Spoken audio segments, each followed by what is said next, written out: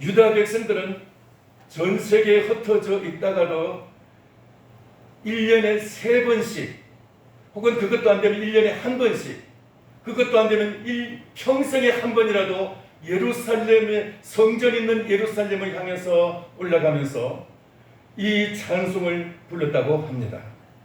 그러면서 이 찬송을 부르면서 그들은 누가 나의 참된 내 인생의 보호자이냐, 여호와 하나님만이 나의 인생의 보호자가 되신다, 그것을 고백하면서 하나님 앞에 나아갔다고 합니다. 그래서 이 유다 백성들은 이 찬양을 부르면서 하나님 앞에 자기의 인생을 맡길 수가 있었어요. 특별히 저는 이 말씀이 다윗이 이 말씀에 대해서 더 깊이 관련되어 있잖아 생각을 했는데, 이 설교 말씀을 준비하면서 제가 성경에서 이 말씀과 정말 가장 연관 있는 사람이 누굴까를 보다가 에스라를 생각하게 됐습니다. 에스라. 유대 백성들이 하나님 앞에 범죄하여 바벨론의 포로로 끌려가고 나서 약 70년의 세월이 끝나고 1차 포로 귀환이 있었는데 한 10만 명이 포로가 귀환이 되었습니다. 그리고 나서 한 60년의 세월이 지나고 나서 2차로 에스라를 중심으로 해서 한 10,000명 정도가 다시 이제 돌아오게 돼요. 바벨론에서 예루살렘으로 돌아오는 과정에서 에스라는 특별히 하나님의 제사장으로서 또 하나님의 말씀을 증거하는 선포하는 선지자로서 에스라는 대단히 하나님의 사랑받고 백성들에게 존경받는 사람이었어요. 특별히 왕에게 무엇을 구하든지 왕이 무엇인지 다 구하는 대로 허락하는, 왕이 다 그것을 다 이제 에스라에게 주는 그런 사람이었어요. 그래서 에스라가 가겠다고 하니까 왕이 필요한 모든 것을 다 공급해 주면서 군대를 붙여줬어요. 그랬더니 에스라가 아니요, 나는 나를 보호해 주실 나의 보호자가 계시기 때문에 군대는 필요 없습니다. 이 바벨론에서 유다로 돌아오는 이 길은 적어도 약 4,000km 이상의 거리가 떨어지고 우리로 치면 이 만리가 넘는 그런 이제 거리를 와야 되는데, 그 중간에는 위험한 광야가 있고 강을 건너야 되고 산을 넘어야 되는, 그 가운데서는 수많은 도적들을 만날 수 있고 많은 적들이 우글거릴 텐데, 그 모든 그 위험을 군대가 보호하는 것이 아니라 나의 전능하신 하나님께 보호를 받겠다 하고 출발하기 전에 3일간 아와 강가에서 금식하면서 3일 금식하면서 그들은 하나님의 보호를 요청했어요. 여러분, 그러면서 그들이 이 예루살렘 성전을 향해서 올라간 이 길이 바로 오늘 이 말씀과 너무나 흡사하다는 거예요. 그래서 그들이 이 예루살렘 성전을 향해서 올라갈 때 이 노래를 부른다면 얼마나 그들의 마음이 정말 더 담대한 마음을 가지고 하나님 주실 도우심의 손길을 의지하면서 나아갈 수 있었을까, 그렇게 생각이 되는 겁니다. 여러분, 오늘 이 말씀 한번 볼까요? 1절 제가 읽겠습니다. 1절 2절 보겠습니다.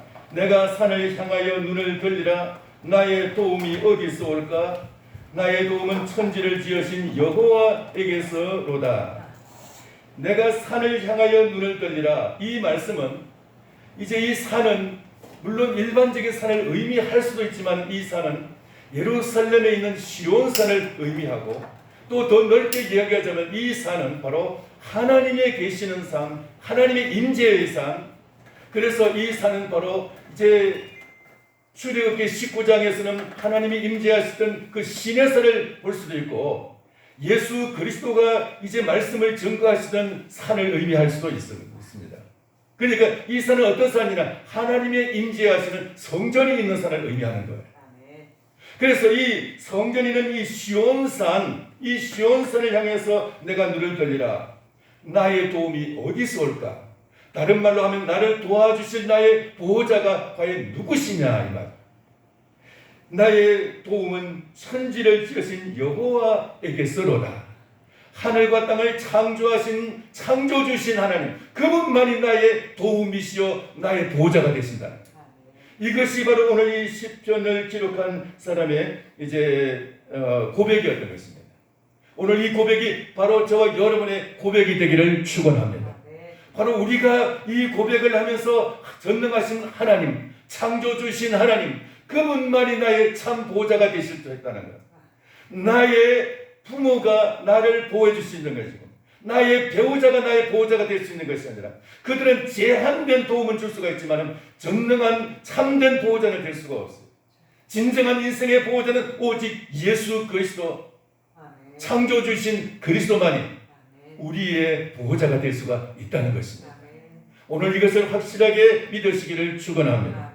그래서 이제 3절부터 8절까지는 그 보호의 그 실체적인 그 세분화돼서 이제 그 보호의 내용이 어떤 것이냐, 어떻게 그분이 우리를 보호할 것이냐. 에스라를 생각하면, 에스라는 다시 얘기하지만 10,000km, 10,000km의 그 먼 길, 4,000km의 먼 거리를 이제 도보로 걸어서 이제 돌아오는데, 그 사이에서 사막을 건너고 강을 건너고 산을 넘는 이 과정 속에서 하나님이 어떻게 우리를 지켜주실 것이냐.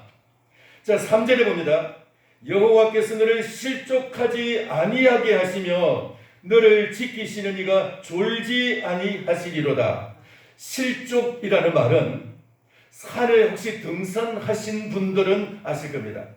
산에 등산하다 보면 올라갈 때는 이제 별로 그렇게 실족할 일이 없어요. 조심조심해서 헉헉거리면서 올라가니까 별로 실족을 안 해요. 내려올 때 한 발 잘못 디디면은 그냥 넘어지게 되고 굴르게 되고 막 낭떠러지에 떨어지기도 하고 사고를 당하고 심지어는 목숨을 잃기도 합니다.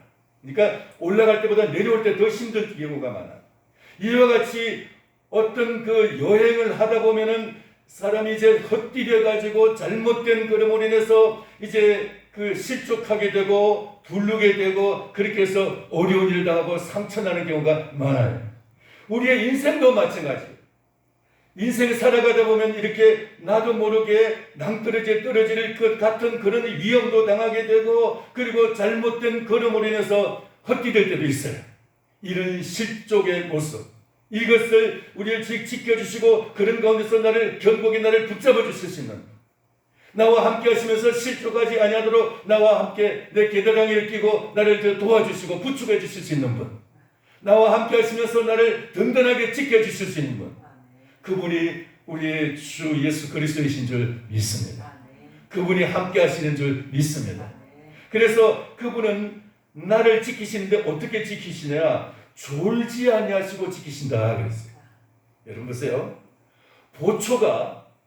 보초를 쓰는데 파수꾼이 파수를 하는데 적을 마주하고 있는 그 보초가 경계를 잘 써야 되는데 눈을 부릅뜨고 깨어서 이제 보초를 써야 되는데도 조는 경우가 있어요. 엄마가 자기 자녀의 병상 앞에서 졸지 않고 깨어서 이 병상에서 간호해야 됨에도 불구하고 그 자녀의 병상 앞에서 엄마가 조는 수도 있어요. 그러나 우리 하나님은 우리를 보호하시고 우리를 지키실 때 졸지 아니하신다 그랬어요. 하나님은 당신을 지키실 때 졸지 아니하시는 하나님이신 줄 믿습니다. 그 하나님을 믿으시기를 축원합니다. 여기 졸지 아니하신다는 이 말이 얼마나 이렇게 소중한 말이지. 아무리 이 땅에서 친절하고 사랑하고 정말 능력 있는 보호자랄지라도 인간 보호자는 졸 수 있어요. 그리고 방심할 수 있고 주의를 딴 데 돌릴 수도 있고 실수할 수도 있어요. 그러나 우리 하나님은 결코 졸지 아니하시고 실수하지 아니하시고 우리를 완벽하게 보호해 주시는 하나님이신 줄 믿습니다. 그리고 그 하나님은 어떤 분이시냐? 4절에는 우리를 이스라엘을 지키시는 졸지도 아니하시고 주무시지도 아니하시려다. 주무시지도 않는다. 우리 인간은 모든 피조물은 잠을 자야 돼. 그만큼 이 하나님께서 인간을 창조하시고 생명 있는 피조물들을 창조할 때 이 모든 것이 다 잠을 통해서 회복되게 돼 있고 건강을 유지할 수 있게 돼 있어요. 컨디션을 유지하는데 잠을 못 자면은 컨디션 유지가 안 돼요. 그런데 하나님은 인간과 피조물들을 만드신 분이기 때문에 그분은 졸지 않고 주무시지 않고 인간을 보호해 주실 수 있는 분인 줄 믿습니다. 그리고 그분은 어떤 분이시냐? 5절에 보면은 여호와는 너를 지키시는 이시라. 여호와께서 내 오른쪽에서 내 그늘이 되시나니 낮에 해가 너를 상하게 하지 아니하며 밤에 달도 너를 해치지 아니하리로다. 이 사막을 혹은 광야를 지나가다 보면은 거기는 낮에는 그 뜨거운 태양빛 아래서 이제 사람들이 상하게 되고 이 그늘 전혀 그늘이 없는 그 사막 가운데서 상하게 되고 그리고 이제 뿐만 아니라 밤이 되면은 영하로 내려가는 기온 가운데서 사람들이 이제 추위에서 저체온으로서 생명을 잃는 경우도 있어요. 근데 그런 가운데서도 하나님께서는 지켜주시며 보호해주시는 하나님이시라고 말씀하고 있습니다. 어떤 광야 같은 그런 위험한 인생길을 갈지라도 하나님께서는 반드시 지켜주시고 이 낮과 사막의 그 뜨거운 태양 아래서의 그 사막과 같이 그런 이제 그 고통스러운 인생의 길을 갈지라도 하나님이 여러분의 보호자가 되실 줄 믿습니다. 아무리 밤에 기온이 내려는 그런 이제 광야와 같이 그렇게 우리 인생의 그런 차가운 밤을 맞이할지라도 하나님께서 당신의 보호자가 되실 줄 믿습니다. 하나님이 나의 보호자가 되신다. 따라서 합시다. 하나님은 내 인생의 보호자. 하나님만이 우리의 인생의 참된 보호자이신 줄 믿습니다. 전능하신 보호자이신 줄 믿습니다. 그리고 이제 그분은 어떤 보호자가 되시느냐? 실제로 보니까 여호와께서 너를 지켜 모든 환난을 면하게 하시며 하나님은 어떤 환난이 닥쳐올지라도 그 모든 환난을 하나님은 다 면하게 해주시겠다. 환난을 면하게 해주시겠다. 우리가 혹시라도 어려운 일을 당하고 이제 또 힘든 일을 당할지라도 하나님은 그 가운데서 반드시 보호해 주시고 지켜 주셔서 그 환난을 면하게 해주신다고 약속하고 계십니다. 하나님이 당신의 인생의 보호자로서 진정한 보호자이심을 인정하십니까? 그렇다면 하나님은 참 보호자의 이 역할을 충실하게 감당하실 것입니다. 문제는 무엇이냐면 내가 얼마나 하나님